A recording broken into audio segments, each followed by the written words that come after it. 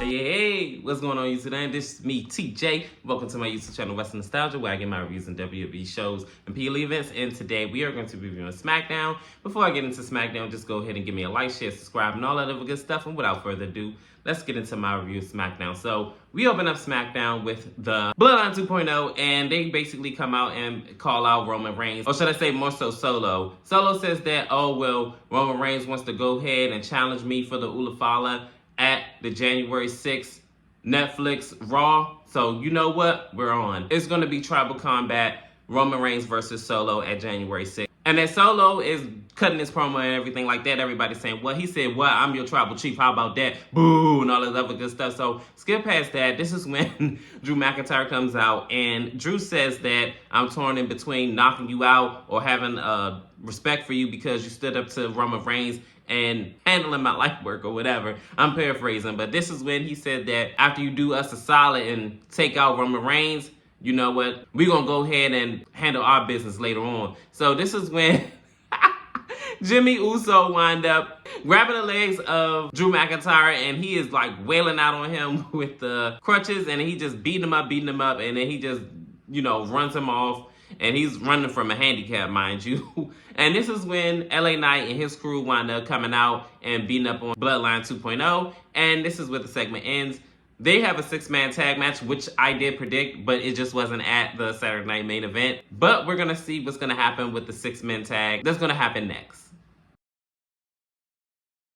In our first matchup, it is the New Bloodline versus LA Knight, Andrade, and Apollo Crews. So this matchup starts off with Apollo Crews and Tama Tonga, and they're like going at it. And in the first half of this match, LA Knight's team is getting the best of the New Bloodline. And this happens up until the commercial break where Jacob Fatu wound up doing like a spinning elbow little thing that he did on Apollo Crews. And then in the second half of this match, this is where the Bloodline 2.0 dominated. And then, like, in the third half of this match, it kind of went, like, a little bit even back and forth. And towards the end of the match, it looked like Apollo Crews was going to pick up this victory. And unfortunately for him, Shinsuke Nakamura wound up coming out and beating up on LA Knight. And then this is where Solo Sikoa wound up getting a tag. And he had a solo spike. And 1, 2, 3, the New Bloodline wins this match. Unfortunately, yeah, Apollo Crews wasn't going to get no victory here. And it's actually unfortunate because I really want him to start like going up the rankings, but I don't see that happening anytime soon. I think he's better off going back to NXT, but I think that ship has sailed because he already did that. Maybe he need to go to TNA or maybe AEW, but more so TNA because that's uncharted territory that maybe he can thrive in. But we have to just wait and see what's going to happen in the future for 2025 for Apollo Crews. But I think he's going to get cut, unfortunately. In this next segment, it is the Grayson Waller effect, and he is introducing his special guest, who is a new acquisition to SmackDown, who is Braun Strowman, the monster among monsters. Great idea, right? But anyways, Braun Strowman comes out, and he says that if y'all say anything wrong move, that, oh, it's going to be over for y'all. And this host said, try me. And I was like, oh my goodness, this man is like, calm down, okay? It's just a talk show. You don't gotta go all balls to the wall, right?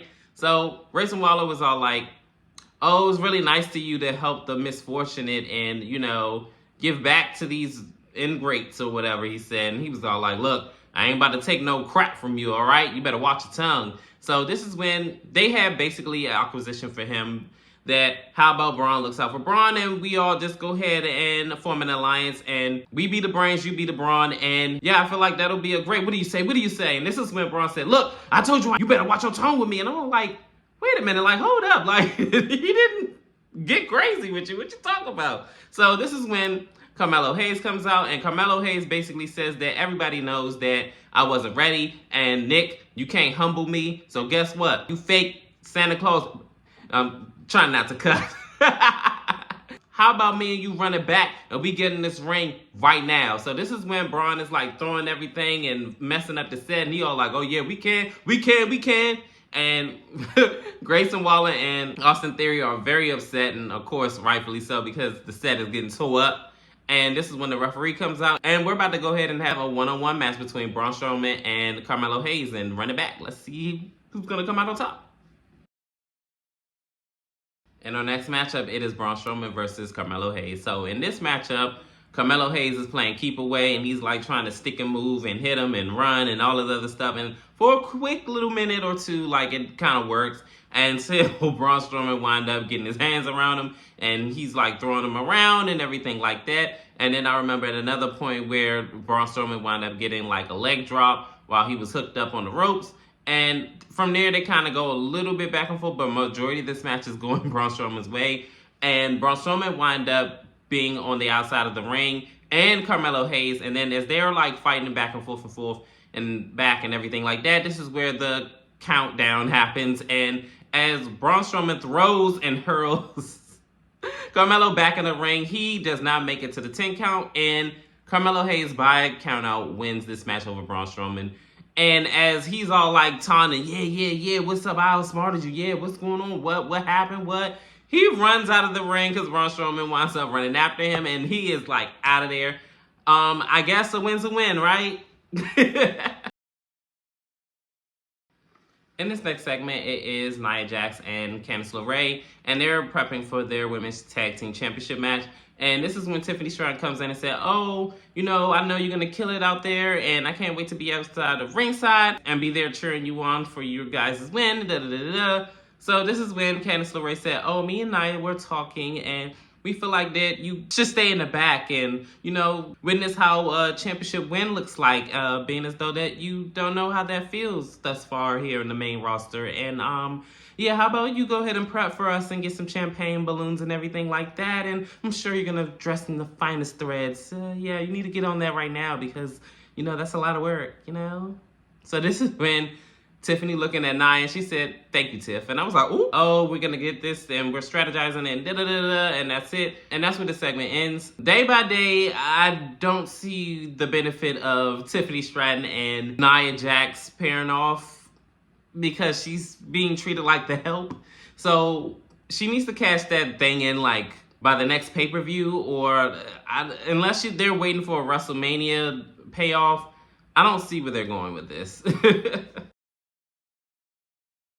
In this next matchup, it is Alex Shelley versus Johnny Gargano. And the first half of this match, Alex Shelley is backing Johnny into turnbuckle, and he just beating him up. And then they kind of go back and forth from here up into the commercial break, where Alex Shelley wound up doing the running drop kick off of the apron onto the floor. After the commercial break, they're still like going back and forth and hitting their moves and everything like that. This is when Tommaso Ciampa comes out, and he winds up going against his words, staying in the back, which I kind of already knew he was going to do.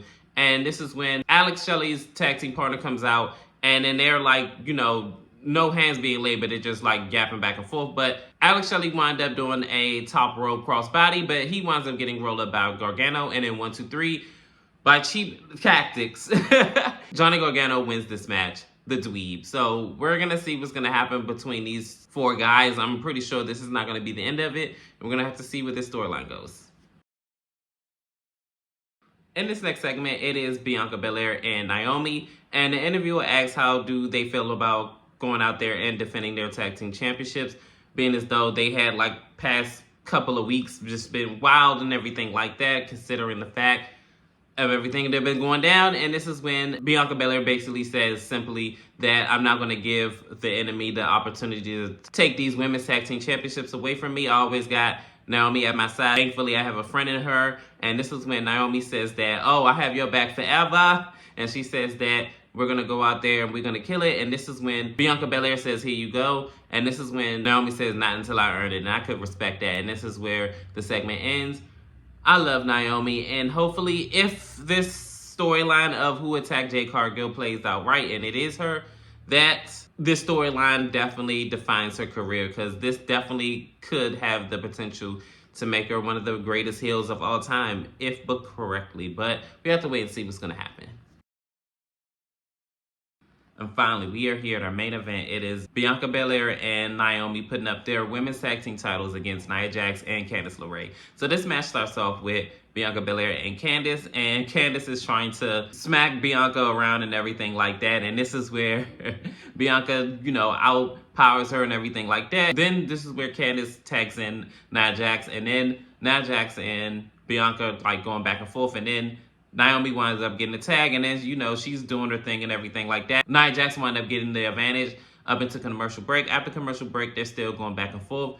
And as they're going back and forth, and I believe Nia was in control up until Naomi got the tag, and as they're going back and forth, this is where Tiffany Stratton winds up coming out with her briefcase, and as everything is unfolding, Nia Jax says, "Oh, give me the briefcase, Tiff. Give me the briefcase. Give me the briefcase." So she winds up giving her the briefcase late as hell until the referee winds up catching Nia, and then she winds up dropping the briefcase because the referee told her to take it down. So as everything's going on, this is where Bianca is keeping Nia at bay. Naomi winds up doing a split-legged moonsault, and then 1, 2, 3. Bianca Belair and Naomi retain the women's tag team championships. This SmackDown was decent. It was decent. It was pretty good. It had no misses for real. But definitely great main event. I'm so glad that they were the main event. But I definitely did enjoy this last match and a majority of the show. But comment down below. How did you feel about SmackDown? Did you like it? Did you love it? Did you hate it? Worst show on earth? Comment down below. Like, share, and subscribe. Help me grow this channel. Your love and support is definitely greatly appreciated. And peace. CJ, I'm out.